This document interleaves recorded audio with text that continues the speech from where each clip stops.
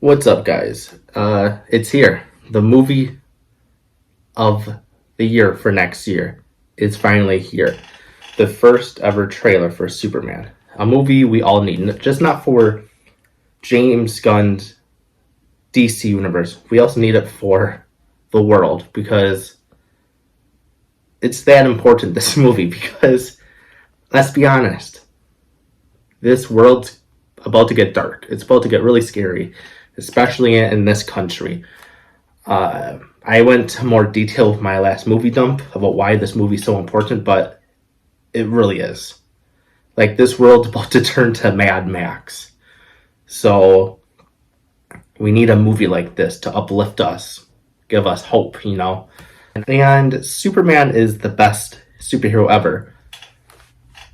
Like, he is. I know there's that stupid argument that oh, he's too powerful, where you can't connect to him. And I think that's, what the fuck are you talking about? That's the biggest bullshit thing ever, because why we love Superman, DC fans, comic book fans, we love Superman not for his powers. Yes, he's super powerful. He's the most powerful character of all time. But it's the hope he gives to people. It's what he represents. He's just not America's hero. He's the world's hero.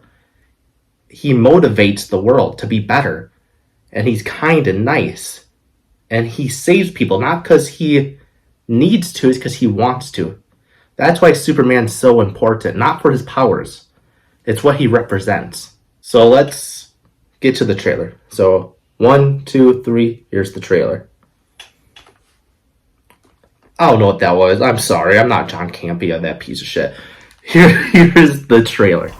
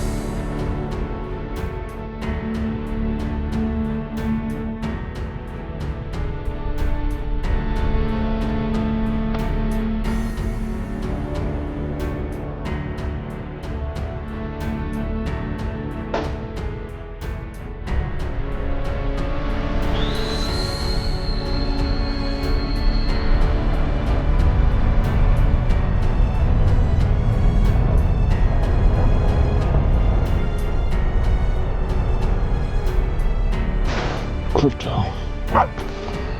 Home. Take me home.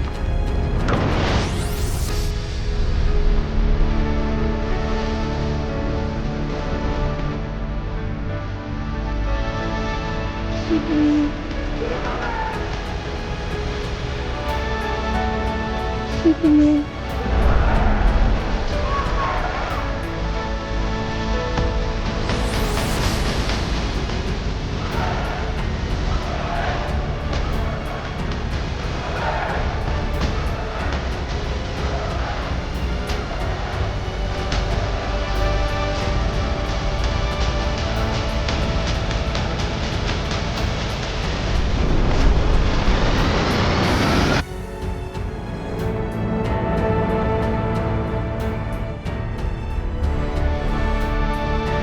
So it begins with Superman falling from the sky and hitting the cold Arctic ground hard. And what a way to show off a trailer. Your character being hurt, showing, yeah, Superman can bleed and get hurt. What I think this is showing this Superman, David Cornsweet's Superman, thinks at first he's invincible, because he is. Then he has a huge threat that can take down Superman, make him realize he can die. And from this shot, you can tell he's terrified. And this is when we get to the best part of the trailer, what's really going to hook people to watch this movie, especially general audience, especially families, women, men. This is what's going to get them to watch this movie, just not for Superman, for this one character if you're not a comic book fan. If you're a comic book fan, you're watching for Superman and the other heroes. But if you're a general audience that doesn't really watch that much comic book films, this character is what's going to hook them to watch your movie. So then Superman whistles. Who else can help out Superman? Hell yeah, his dog. That's right, that's Krypto. Such a cool character because he's Superman's dog that has superpowers. And it's very cute. And what's so heartbreaking is Superman can barely speak because his lungs are broken, but his best friend saves him. Then we cut to what Superman does. Saves people. He protects this little girl from this kaiju. Again, I love how this feels like you're reading a comic book. Like Superman fighting a giant kaiju. It's from the 1920s comics. And it's a very nice homage to the classic Max Fletcher Superman cartoon. Because from one of the episodes, he fights this giant creature. So that's why I love James Gunn, because he's a nerd that loves these characters, because watching the trailer, there's so much homages to past Supermen, from old to new comics to animated series, from the 1940s to the 90s. Like, he cares and respects these characters. Then, during the trailer, we see David Corenswit's Clark Kent going to the Daily Planet. And this Clark Kent, he acts like a dork. Because that is Clark Kent. He's this nerd and he's a dork. And that's how he's so different from himself to Superman. Because also, James Gunn said this movie's heavily inspired by All-Star Superman. And from that story, Clark Kent is very different from Superman. He's more shy. He slouches his shoulders down to make him look different from Superman. And it's fantastic. You see it with this trailer, with how Clark Kent is acting. Like I said, we see this giant kaiju attacking the city. This is, again, a clear homage to the episode called The Arctic Giant. And I think it's so cool because this is like reading a comic book. And that's how it should be. Like I said, comic books are silly. And lots aren't silly. There's a lot of iconic good stories from comics and graphic novels. So can we please stop saying comic books are silly? They're not. But like I said, this trailer looks like an episode from an animated Superman series from the 1990s with the guitar riff. It, to me, felt like Superman, the animated series. And that series is so good. Anyway, then, to me, the best part of the trailer, you see this Middle Eastern country. And it's being attacked, and people are running scared. And then there's this boy with a handmade flag with the Superman logo. And it's him saying, "Please, Superman, save us." It's again showing how Superman is just not America's hero. He's the world's hero. He loves helping people. Like, that moment is just so Superman. That just shows what Superman has done to the world. He's changed it for the better, where people have hope. Let's talk about Lex Luthor, played by the wonderful Nicholas Hoult, who, fun fact, was close to playing Batman and Superman. And now he's playing Luthor. And right away, I could tell he's going to be the best part.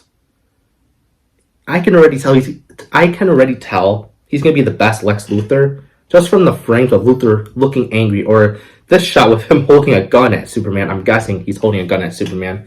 He smirks, showing that classic egotistical Luthor from the comics and the cartoons. Then we get the shots for the International Justice League, with Guy Gardner, played by Nathan Fillion, looking goofy. Good, that's Guy Gardner. He's supposed to look like a douche with a bull haircut. It's perfect. Then we got Haktua Girl. Yeah, I'll leave. I'm so sorry. That was so stupid. But it's Hawk Girl, played by Isabel Merced. Meow. Alright, I'll chill. Then we got Mr. Terrific, played by Eddie Gagarthy. And like I said, they look very comic accurate. Yes, their costumes are very different from the comics, but other than that, they look accurate. There's a reason why they have the same white costume. It's because they're part of a corporate-made team led by Maxwell Lord, with this movie played by Sean Gunn. And with the comics, Maxwell Lord is a rich businessman who forms the Justice League International. And yes, he's evil from the comics, but he's one of those villains where he thinks he's doing good. And that's why Guy Gardner, Hawkgirl, Miss Terrific are wearing the same outfit, because with this world, the superheroes have been around for a really long time. And businesses and rich have took advantage of it and formed superhero teams to make a profit. And with this movie, it might be about Superman showing them you can be a free will superhero who just wants to do good. Then, part of the trailer, you see civilians mad at Superman, throwing a can at him, one of them throwing a can at him. I can tell you, if I was Superman, I would be like Homelander. Superman's way better than me because I would zap that guy to death. Why would you throw a can at Superman? And I'm guessing they're mad about the kaiju attack and blame Superman for the destruction. Again, showing how selfish humans can be. Like James Gunn said about this Superman movie, it's going to be about how can a hero be in a world where they think being kind is old-fashioned. Then there's another part where we see Stagg Industries logo. Again, a good reference to the comics because Simon Stagg is a businessman that is corrupt and unethical, and he tests subjects like humans and animals for his products. And why it's important for me to point this out is because this guy, with the weirdest fashion, no, that's his skin. God damn, dude, put on a shirt. No, do what you want. I don't know where this is going. I don't know what that bit was, but that's Metamorpho. And he's a very cool character that's very underrated because his powers is he has shapeshift. His powers is he can shapeshift to any element in matter. He's immortal because he has a good healing factor. But Simon Stagg is the reason why he's like this, because before Metamorpho, he was Rex Mason. And he used to work for Simon Stagg, and Simon never liked Rex, so he purposely sent Rex to this Middle Eastern country to find this ancient meteorite. And since Simon Stagg is evil, he just lost trust for Rex, and instead of firing him, he exposed him to the meteorite, making Rex change his appearance very monster-like. That's fine. That's the original origin. Very fine, but I prefer the origin from Justice League Unlimited, where to me that's his origin, because with that episode, Rex was an ex-Marine working for Simon. He was dating Simon's daughter, and Simon didn't like that. So being way overprotective parent, not even overprotective, just weird, he purposely put on an alarm to bring Rex to this room, then making Rex expose himself to this chemical. The chemical changed his body to make his face and body zombie-like. But yeah, we do see Metamorpho at first. I thought it was Brainiac or Bizzare, but no, you look close, you could see the orange and purple on his shoulders, like the comics. So I might as well be fair and talk about each origin of these heroes who are appearing with this film. And except Superman, we all know his origin. By the way, people complaining about, there's too much characters. Have you ever watched a movie before? Seriously, every movie has the main character and his main story, supporting characters, then you sometimes get background characters. That's every movie or show you watch. So that whole complaint is such bullshit. Because it's the same thing with Spider-Man 3. Oh, there's too much characters. No, that's any movie. Spider-Man 3 is just not a good movie. Anyway, if you're going to complain about that, don't watch any movie or show then. So, just chill out. James Gunn knows what he's doing. He's a very talented writer. He's a very talented director. All his films are good. So, just chill. It's going to be fine. He literally said Superman is the main focus because it's called a Superman movie. So Guy Gardner is your basic rebel. His dad was an alcoholic and abusive, and he beat Guy every day. But Guy wanted his father's approval, so he tries to be the best at school for his dad just to ignore him and beat him. And what makes the story more heartbreaking is his bowl haircut, because originally he got it because of his favorite superhero he read about to escape his abusive life. So then as a teenager, he goes to juvie a lot until his older brother tells him to change and be better. And Guy does that. He does change. He goes to college, gets a degree, and plays college football until he gets a career-ending injury that mentally affects him even more. So then, how did he get the ring? Was the Green Lantern alien named Abin Sur. That sounds familiar because that's the alien that died, and the ring chose Hal. But it was originally supposed to choose a new host, and it was two people that was perfect for the Green Lantern role, Hal Jordan and Guy Gardner. It chose Hal, and Guy is the backup if anything happens to Hal. Damn, way to be a cuck. So then, of course, they retconned it many times. Surprisingly, for being a douchebag, he has a heartbreaking story. So then we got Hawkgirl. Like Green Lantern, The Flash, Blue Beetle, there's different people who take the mantle. And with this Hawkgirl, there's been three people. There's been Shiera Tai, Shiera Hall, and the newest is Kendra Saunders. And with James Gunn Superman, it's going to be Kendra Saunders. And her original origin is like the rest, an Egyptian and her husband Hawkman are Egyptian gods that die. They get resurrected through history.